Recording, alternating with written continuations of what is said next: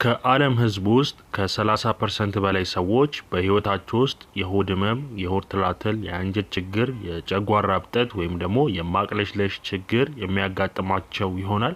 በጥናቶች መሰረት በቢሊዮኖች የሚቆጠሩ ሰዎች የሆድና የአንጀት ችግር ሊኖርባቸው የሚችልበት እድል ሰፊ ነው። ለምሳሌ የሆድ ትላትልና የአንጀት ተባዮች ዓለም ላይ ከ10 ሰዎች ውስጥ 3 ወይም ደግሞ 4 ያሉ በአንድ ወቅት የሆድ ወይም ደግሞ የአንጀት ችግር ኖሮባቸው አልፈዋል ማለት ነው። ስለዚህ በዛሬ ቪዲዮ የምንመለከተው የአንጀት ትልን ለማጥፋት የሚረዱ የቤት ውስጥ ቅመሞችና አዘገጃጀታቸውን በዝርዝርና በስፋት የምታውቁበት ቪዲዮ ነው የሚሆነው። የአንጀት ትል በብዙ ሰዎች ላይ የሚታይ የጤና ችግር ሲሆን የሆድ ህመም፣ የምግብ ፍላጎት መቀነስ፣ ድካም፣ የሆድ መነፋት፣ ክብደት መቀነስ ያሉ ምልክቶችን ሊያመጣ ይችላል። በተለይ ንጹህ ያልሆነ ምግብ፣ ንጹህ ያልሆነ ውሃ በመጠጣት በተለይ የሚተላለፍ ይሆናል ማለት ነው። ከመድኃኒት በተጨማሪ አንዳንድ የቤት ውስጥ ቅመሞችን የሆድ ትልን ለማስወገድ ሊረዷችሁ የሚችሉ ይሆናል ማለት ነው። እነዚህ ቅመሞች እንዴት አድርጋችሁ መጠቀም እንደምትችሉ እናያለን። አንጀትን ማጽዳት ማለት በተፈጥሮ መንገድ የምግብ መፈጨትን ያሻሽላል፣ ድርቀትን ይቀንሳል፣ እብጠትንም ያስወግዳል፣ መርዛማ ንጥረ ነገሮችንም የሚያስወግድላችሁ ይሆናል። ስለዚህ የቤት ውስጥ ቅመሞችን በተፈጥሯዊ መንገድ አንድ ማንኪያ ቅመምን ተጠቅማችሁ የአንጀት ትላትላችሁን ለማጥፋት የሚረዱ የቤት ውስጥ ቅመም አዘገጃጀቶችን በዝርዝርና በስፋት የምነግራችሁ ይሆናል። ወደ ዛሬ ቪዲዮ አልፋለሁ። ለዚህ ቻናል አዲስ የሆናችሁ ይህን ቻናል ሰብስክራይብ አድርጉ።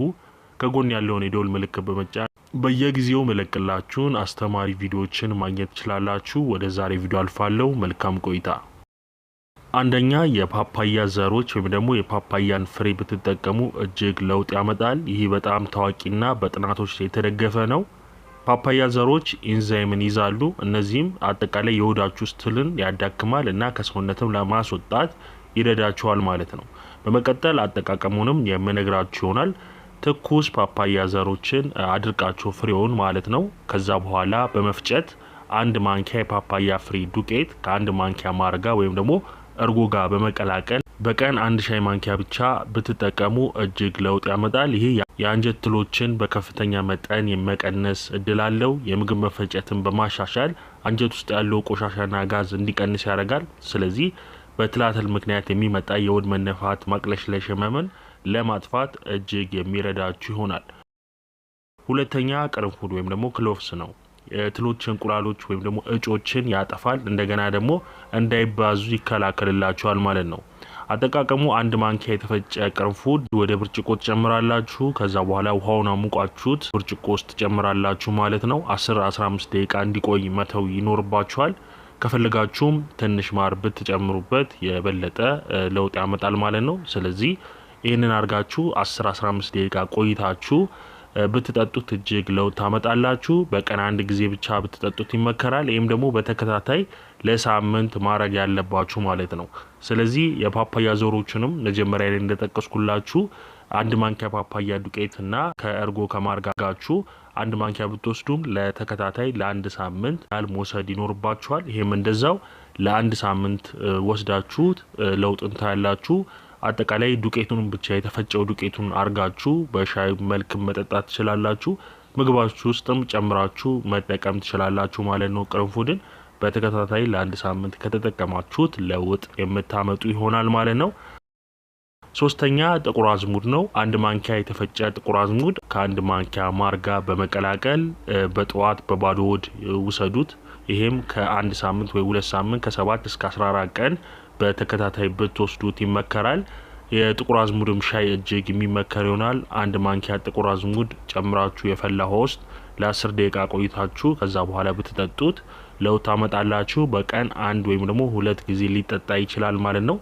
ጥቁር አዝሙድ ከነጭ ሽንኩርት ጋር በተፈጥሮ የአንጀትን ለማጽዳት ይረዳል። 1 ማንኪያ የተፈጨ ጥቁር አዝሙድ ከ1 ማንኪያ የተፈጨ ነጭ ሽንኩርት በማር ጋር አድርጋችሁ ብትወስዱት የሆድ ትላትላችሁን ለማጥፋት እጅግ የሚረዳ ይሆናል። ድካማችሁንም የሆድ መነፋትንም ለማጥፋት ይረዳችኋል ማለት ነው። አራተኛ የዱባ ዘሮች ናቸው። በብዙ ባህሎች ውስጥ ለመድኃኒትነት ይጠቅማል ማለት ነው። ትሎችን ያጠፋል፣ ከአንጀት እንዲወጡ ያደርጋል ማለት ነው። የዱባ ፍሬ በባህላዊ ሕክምና ላይ ረጅም ጊዜ የቆየ ፍሬ ነው። አዘገጃጀቱን ደግሞ እነግራችኋለሁ ማለት ነው። የዱባ ፍሬ በደንብ መፍጨት አድርቃችሁት ማለት ነው። ከዛ በኋላ የተፈጨውን የዱባ ፍሬ በአንድ ማንኪያ አርጋችሁ ወደ ብርጭቆ መጨመር። ከዛ በኋላ የፈላ ውሃ ወይም ደግሞ ወተት ካለ እሱን አርጋችሁ ጨምራችሁ ብርጭቆ ውስጥ ለ5 ወይም ደግሞ ለ10 ደቂቃ ትተውታላችሁ ማለት ነው። ከፈለጋችሁ አንድ ማንኪያ ማር መጨመር ትችላላችሁ። ይሄን ካረጋችሁ በኋላ ጠዋት በባዶ ሆዳችሁ ብትወስዱት ይመከራል። በቀን አንድ ጊዜ ነው ጠዋት በባዶ ሆዳችሁ። ይሄም ለአንድ ሳምንት ከ5 እስከ 7 ቀን በተከታታይ ብትወስዱት አጠቃላይ የሆድ ትላትላችሁን ለማጥፋት እናም ደግሞ አጠቃላይ የሆድ መነፋትን ተቅማጥንም እጅግ በጣም የሚከላከል ይሆናል። ወይም ደግሞ ከቻላችሁ ጥሬውንም በትንሽ መጠን ጥሬውን ዘር በትንሽ መጠን መቆርጠም መብላት ትችላላችሁ ማለት ነው። ግን የሚመከረው አንድ ማንኪያ የተፈጨ የዱባ ፍሬ አርጋችሁ ከወተት ወይም ደግሞ ከሞቀ ውሃ ጋር አርጋችሁ ማር ጨምራችሁበት በቀን አንድ ጊዜ ጠዋት በባዶ ሆዳችሁ ብትጠጡት የሆድ ትላትላችሁን ለማጥፋት የሚረዳችሁ ይሆናል። አምስተኛ ቆንዶ በርበሬ ነው። አጠቃላይ ቆንዶ በርበሬ የደም ዝውውርን ያሻሽላል፣ አንጀትን ያነቃቃል። እንዴት መጠቀም እንዳለባችሁ ደግሞ ነግራችኋለሁ። አንድ ብርጭቆ የሞቀ ውሃ ታዘጋጃላችሁ። አንድ የሎሚ ጭማቂ ታዘጋጃላችሁ። ትንሽ ማር ጨምሩበታላችሁ። ትንሽ ዝንጅብልም የምትጨምሩበት ይሆናል። ከዛ በኋላ ትንሽ ቆንዶ በርበሬ ወይም ደግሞ ግማሽ ማንኪያ ወይም ደግሞ አንድ ማንኪያ ቆንዶ በርበሬ መጨመር ትችላላችሁ ማለት ነው። ግማሽ ማንኪያ ቢሆን ይመከራል። ጠዋት ላይ በባዶ ሆድ ስትጠጧቸው እጅግ በጣም ለውጥ ያመጣሉ ማለት ነው። ግን ከዚህ በኋላ ውህዶቹ ብዙ ስለሆኑ የሎሚ ጭማቂ አለ፣ ዝንጅብል አለ፣ ማር አለው እና ደግሞ ቆንዶ በርበሬው ስላለው አጠቃላይ በቂ ውሃ መጠጣት ይኖርባችኋል ማለት ነው። ከቻላችሁ 3 ሊትር 2 ሊትር ውሃ መጠጣት ይኖርባችኋል በቀን ውስጥ ማለት ነው። ይሄ የምታረጉት ለአንድ ወይም ደግሞ ለ2 ሳምንት ከ7 እስከ 14 ቀን በተከታታይ ጠዋት በባዶ ሆዳችሁ ብትሞክሩት እጅግ ለውጥ ታመጣላችሁ።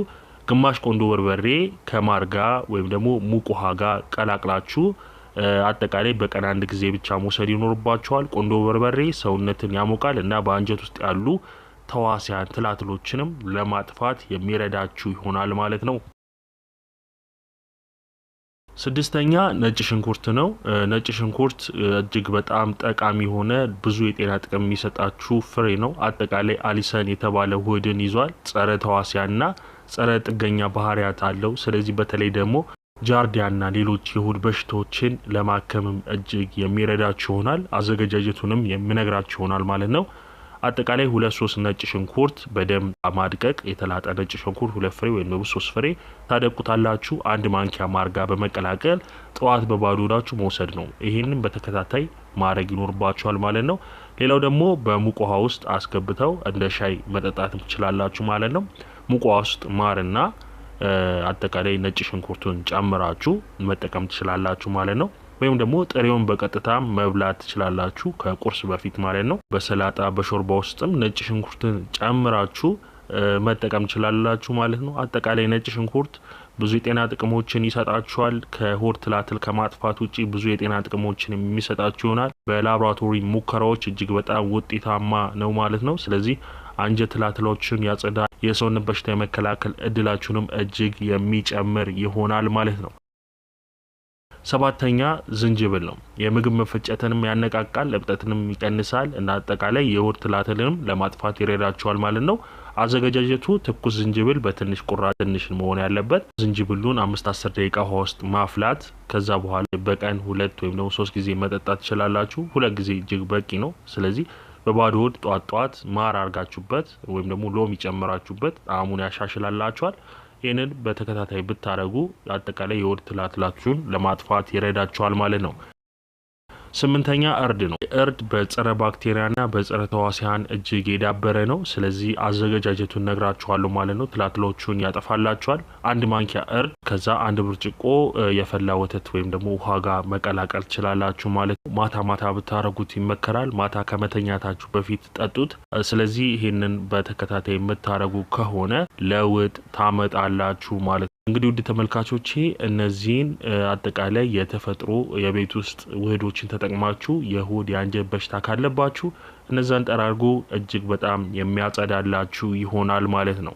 ነገር ግን እነዚህን ሁሉ ቅመሞች ስትጠቀሙ መጠንቀቅ ይኖርባችኋል ማለት ነው። እርጉዝ ሴቶች ከሆናችሁ መጠኑን መቀነስ ወይም ደግሞ ባትጠቀሙት ይመከራል። የሆድ ቁስለት ካለባችሁ ጥንቃቄ እጅግ ያስፈልጋል፣ ባትጠቀሙት ይመከራል። ከጠቀስኩላችሁ ፍሬዎች ወይ ደግሞ ቅመሞች ውስጥ አለርጂ ካለባችሁ መውሰድ የለባችሁም። እነዚህንም ከወሰዳችሁ በኋላ በተከታታይ ከመጠን በላይ መውሰድም ሆነ ወይ ደግሞ ከወሰዳችሁ በኋላ የሆድ ማቃጠል ሊያመጣ ይችላል ማለት ነው። ስለዚህ እንደነገርኳችሁ አለርጂ ካለባችሁ ህፃናት ባይጠቀሙት ይመከራል። ህፃናት ይጠቀሙ ካላችሁ ደግሞ በትንሽ መጠን ብትሰጧቸው እጅግ የሚመከር ይሆናል ማለት ነው።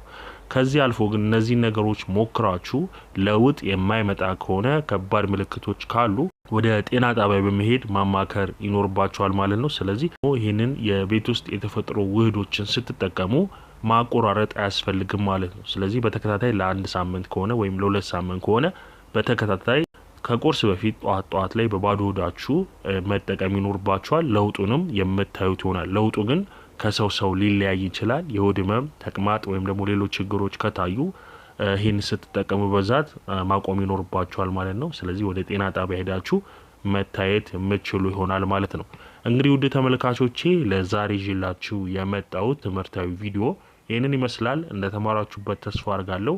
በነገው ዕለት በሌላ ጠቃሚ ትምህርታዊ ቪዲዮ እስከምንገናኝ መልካም ጊዜ። ቻው ቻው።